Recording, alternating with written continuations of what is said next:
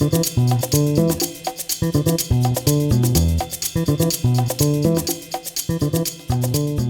dobry.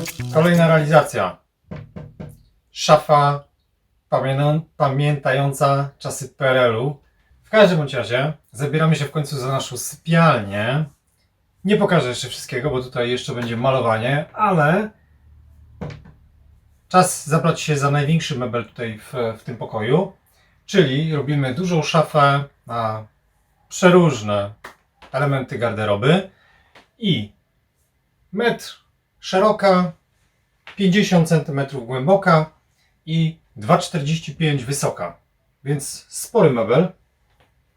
Najbardziej zastanawiałem się, słuchajcie, czy jeśli zrobię lite ściany boczne, czy będę w stanie to wnieść do domu. Patrzę tutaj na okno, że w razie czego po prostu włożę te dwa boki normalnie przez okno, jeśli nie minę się na klatce schodowej. I co tuż tutaj w tej szafie będzie przemycone? Po pierwsze, oczywiście potrzebuję, tak jak tutaj widzicie, drzwi, czyli garderoba, która wisi na wieszakach, więc część środkowa będzie właśnie, będą ramionczka wisiały, spodnie, koszule, tego typu rzeczy. Jest też, widzicie, u góry miejsce na takie różne rzeczy, które są rzadko korzystane. Człowiek tam wchodzi, no i człowiek tam wchodzi. Ja mam 1,76 m i oczywiście absolutnie tam nie sięgnę, bo jestem za mały, więc to jest pierwszy problem do rozwiązania.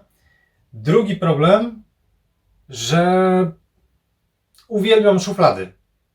Wolę zrobić kilka szuflad i te ciuchy, które tam są, po pierwsze się nie gniotą, po drugie jesteście w stanie to sobie posegregować, więc na pewno, zobaczcie, tak były robione kiedyś meble. Kiedyś nie było szuflad w takich szafach.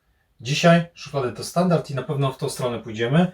Czyli na dole zrobię 2-3 szuflady, później część otwierane drzwi właśnie na wieszaki i u góry to też bez sensu, więc pewnie zrobimy Aventosa otwieronego do góry. Myślę, że też najlepsze rozwiązanie z takich typowych. Przemycimy tam kilka smaczków, jak zawsze. I od czego zaczynamy? Wymiary już znacie, a teraz siadamy do komputera i czas trochę to wyrysować w komputerze. I rozpoczynamy w takim razie fazę projektowania. Ctrl+N i jesteśmy oczywiście w SolidWorksie. Na targach Drema był pokaz SUDA 2019, więc postanowiłem również pójść w tym kierunku. Ruszamy. Czyli tworzymy nowy dokument. Już tutaj rozpocznij złożenie. Tutaj na razie damy tak. I teraz stworzymy sobie w takim razie nowy korpus zupełnie. Zakładka SUD Design i ruszamy. Tworzymy nowy panel. Mebel, szafa wysoka. 1 niech będzie. Złożenie trzecie. Zapisujemy to. I rozpoczynamy modelowanie korpusu. Tutaj skorzystamy z tej nowej takiej jakby możliwości właśnie tworzenia, jak tutaj jest to opisane, nowy panel pozycjonowany. Dobrze. Bok i jedziemy.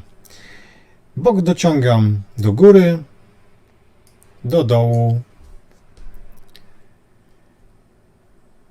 do tyłu i do przodu. Tak? I to na razie zostawiamy. Jedziemy od razu z kolejnym panelem. Tutaj również góra do góry, dół, przód, tył i damy jeszcze sobie tutaj górę. Górę dociągniemy tutaj w środku, ponieważ będzie wieniec wpuszczony. Przód i tył. I póki co, na razie na tym zakończymy. Czyli potwierdzam to wszystko.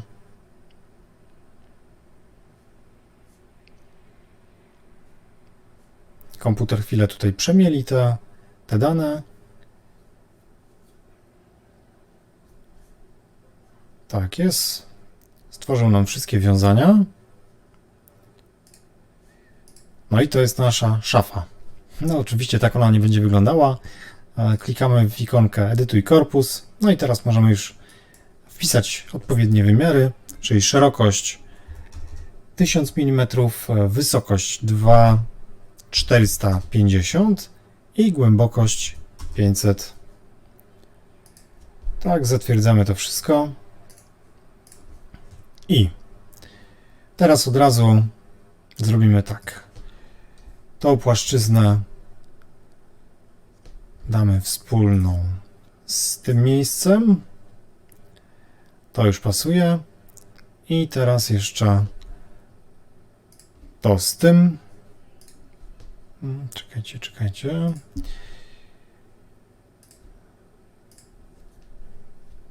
Już tutaj.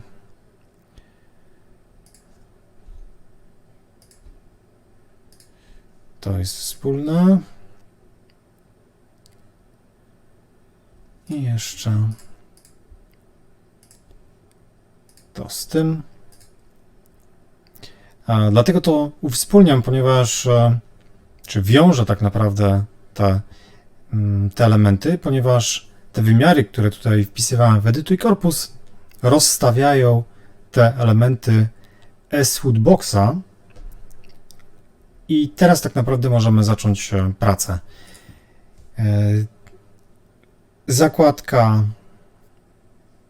gdzie tutaj mamy SHooda, tak jest. No i teraz musimy pomyśleć nad tym, jaki element będziemy tutaj wstawiać. Czyli mówiłem, że damy 2-3 szuflady na dole, później drzwiczki i u góry jeszcze front uchylny do góry, czyli Aventos. I teraz trzeba pomyśleć, jak to zrobić. Biblioteka SHoot. Weźmiemy sobie tutaj DPS, elementy korpusów, półki. Jeszcze zobaczę, czy tutaj nie mam przypadkiem przegrody. Dobrze, może być jako półka. Półka lub przegroda, tak? No tutaj będzie to jako półka i wstawiamy sobie tutaj do środka.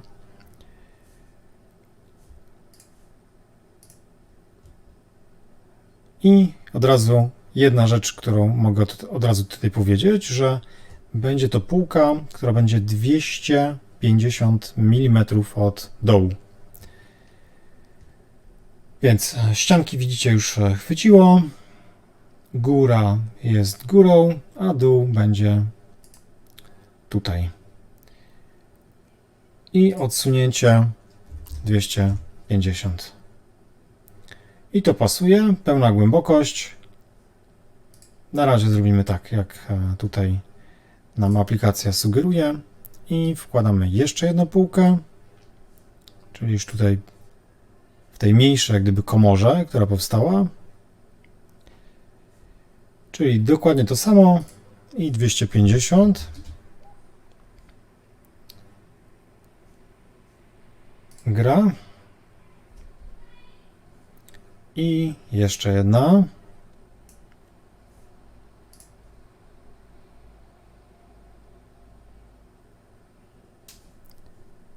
Również 250, żeby to oczywiście równo wyglądało. I teraz kolejna półka to będzie oczywiście w tym miejscu.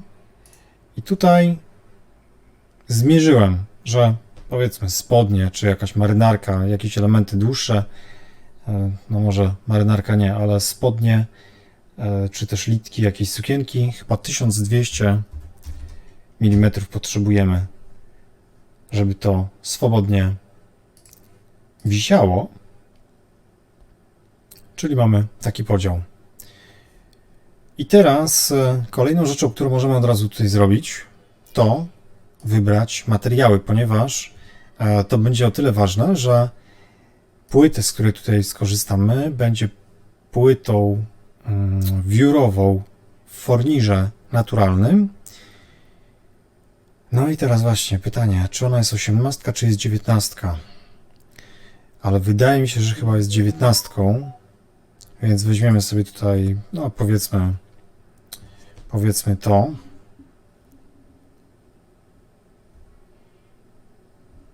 Jeśli dobrze pamiętam. No i dobra. Jest 19 zrobiona. To.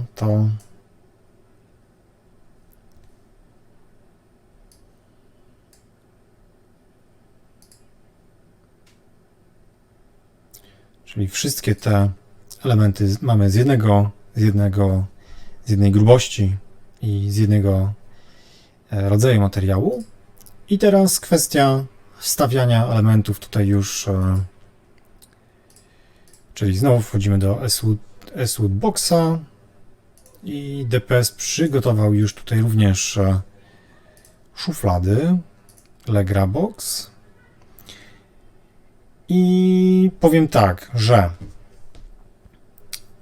będzie na dole jeszcze coś innego, ale to jeszcze Wam do końca nie zdradzę. I na razie pokażę Wam tylko samą opcję wstawiania tych elementów, w jaki sposób się to robi. A w samej realizacji już mogę zdradzić, że będzie tam jeszcze coś fajniejszego. Ale tutaj tak naprawdę, aby zlecić wykonanie pocięcia i oklejnowania płyt, potrzebuję praktycznie tylko formatki korpusu oraz fronty. Więc nie muszę się bardzo jakoś tam przejmować tymi elementami, powiedzmy, okuć, no ale to też chcę Wam pokazać od razu. Widzimy tutaj, mamy dwie szuflady i tutaj w tym rozsuwanym panelu od razu wstawiamy sobie tak jedną szufladę. No i wstawienie takiej niskiej szuflady nie miałoby wielkiego sensu, więc tutaj weźmiemy bodajże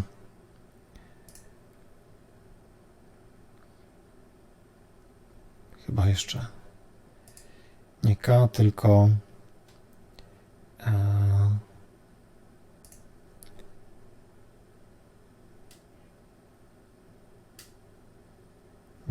nie Free, tylko C Pure. I to będzie już właściwa szuflada. Tak jest. Widzicie, tutaj boczki już są te metalowe.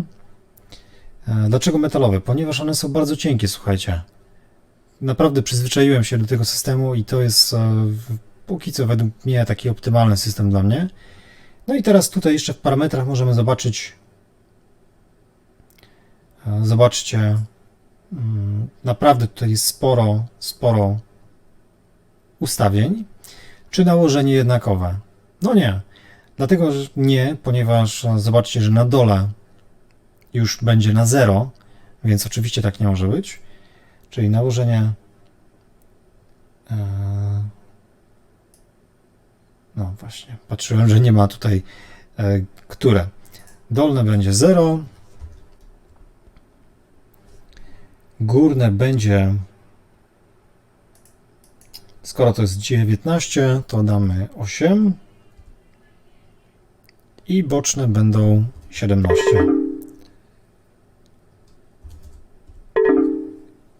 Gra. Tip on Blue Motion. Tak jest. A nie mam tutaj podłączonego obiektu.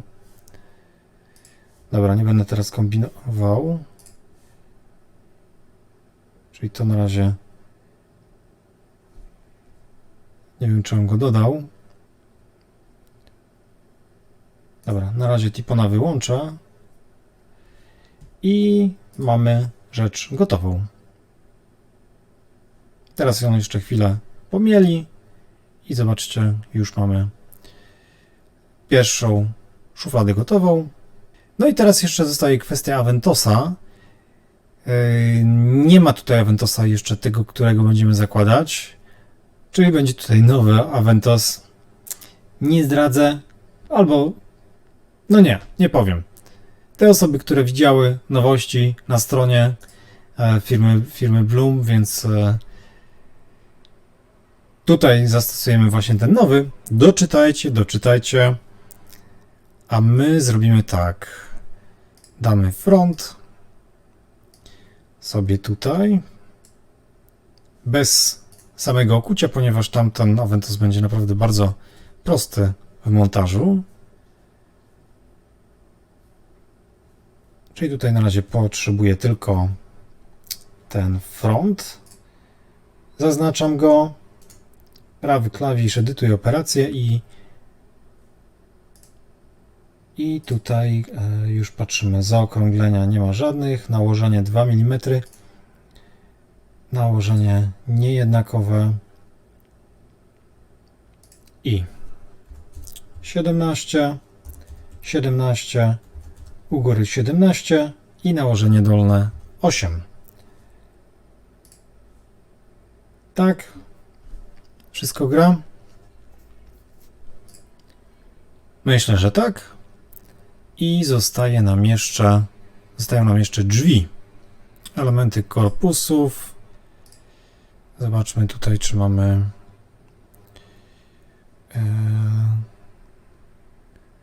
blaty, cokoły, konstrukcje.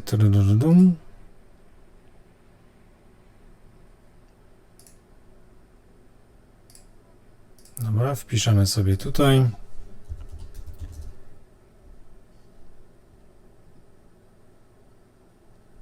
Ok, mamy drzwi.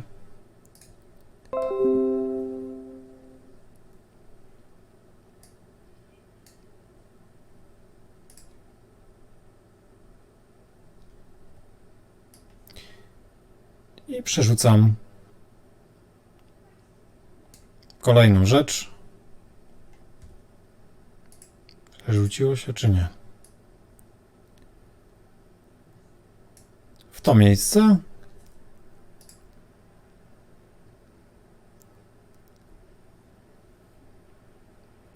Tutaj będą drzwi otwierane na prawo i na lewo. Czyli mamy drzwiczki szerokości 500 mm, wysokości 1200. Jeśli to będzie też z tej płyty 19, no więc one lekkie nie będą. Wchodzimy w drzwi, edytuj operację i sobie tutaj już ustawiamy rodzaj drzwi, podwójne, typ nakładany, liczba zawiasów 3 albo 4. Nie chciałbym, żeby to... Dobra, damy 4. Jeszcze później to sprawdzę dokładnie, ile tutaj też producent będzie sugerował. Szczelina frontów 2, to się zgadza. I zostanie jeszcze oczywiście nałożenie, czyli nałożenie dolne 8, górne 8, 17 i 17. Done. Wszystko. I nasza szafa, słuchajcie, gotowa. Tak ona będzie wyglądała w środku. I teraz możemy jeszcze coś zrobić. Możemy zaznaczyć sobie te nasze elementy z płyty, które nas interesują. Jeszcze góra. Tak. I teraz damy wstaw złącza między dwa komponenty.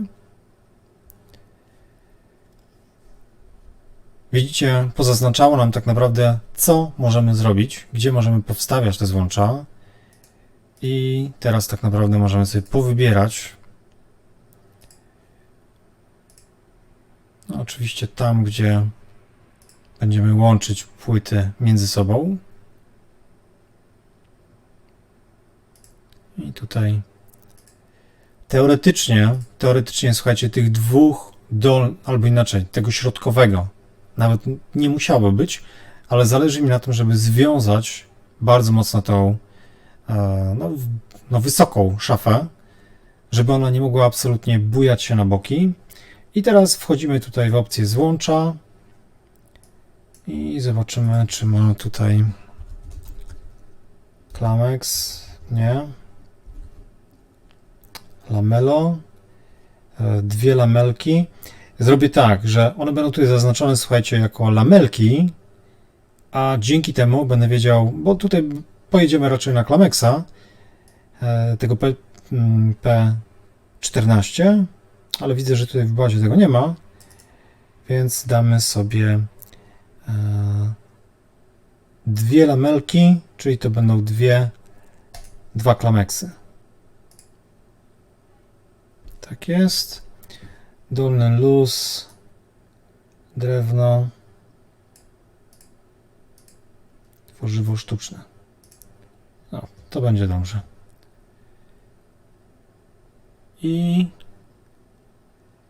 No i on tutaj nam pokazuje, że rozstaw 128 mm od środka, od lewej, od prawej. Dobrze, od środka damy sobie na przykład 300. Trochę je rozsunie. I tak to powinno wyglądać. Zatwierdzamy. On teraz przeliczy. Pamiętajcie, że w tym momencie musi wykonać gniazda we wszystkich formatkach. I tych wieńcach, czy przegrodach, czy półkach oraz bokach w tym korpusie, więc naprawdę ma co robić. Chwilę to trwa i praktycznie, słuchajcie, to będzie już gotowy model ze wszystkim, co jest naprawdę potrzebne. Zamykamy. Jeszcze coś mieli. I w tym momencie tak naprawdę mamy już wszystko. To znaczy mamy wszystkie formatki, które będzie można wysłać do oklejnowania, do cięcia. Cały mebel wykonamy, tak jak mówiłem, właśnie z tej płyty fornirowanej naturalnym jesionem. Również oczywiście fornir będzie na brzegach jako obrzeża. Dobrze. Sprawdźmy. No i teraz zobaczcie, jak ukryję na przykład jeden boczek tabulatorem. No to mamy tutaj te czerwone łączniki.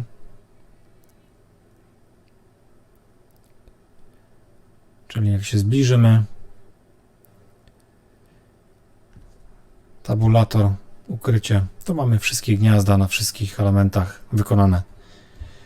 Shift Tab w miejscu, gdzie chowaliśmy element i mamy nasz mebelek gotowy. I teraz jeszcze możemy zrobić oczywiście raport S-Wood, no bo to jest rzecz, wydaje mi się, że tutaj kluczowa. I po chwili mamy nasz raport gotowy. No i tutaj zobaczmy sobie, mamy rysunki, tu jest złożenie, jak to ma wyglądać. Tutaj mamy kosztorysy, numery katalogowe. A tutaj zobaczcie jeszcze, widzicie, tu jest jeszcze, a nie, dobrze. To jest dno szuflady, wtedy jest z 16 płyty, ale tutaj fronty mam 18, a boki, tutaj są akurat półki z 19, więc w materiałach jeszcze muszę to zamienić. Dobrze, tutaj mamy to złożenie, tutaj mamy formatki wypisane, tutaj mamy okucia. Wszystkie elementy, które będą nam potrzebne. Włącznie, zobaczcie, nawet 54 wkręty. Tutaj materiały. Tutaj mamy elementy. Jak słoje ułożone. O, tutaj jeszcze widzicie, okleina jest założona, więc to też jest do poprawy. Czyli praktycznie tutaj są wszystkie formatki, które muszę później przeklepać do firmy JAW. I to chyba wszystko w takim razie. Wracamy do naszego projektu. Ja tutaj poprawiam te błędy materiałowe, czyli zmiana obrzeża, zmiana tych materiałów, żeby one były jednolite, wszystkie z tego 19 mm. I widzimy się w takim razie, słuchajcie, już niedługo. Ja te formatki zamawiam i jak tylko u mnie będą, zabieramy się ostro do pracy. Obiecuję Wam, że ten mebel będzie bardzo, bardzo ciekawy. Będzie tutaj sporo nowości i również technicznie będzie bardzo ciekawym meblem. Bardzo dziękuję Wam za uwagę i do zobaczenia w kolejnym odcinku już o realizacji tej szafy. Na razie.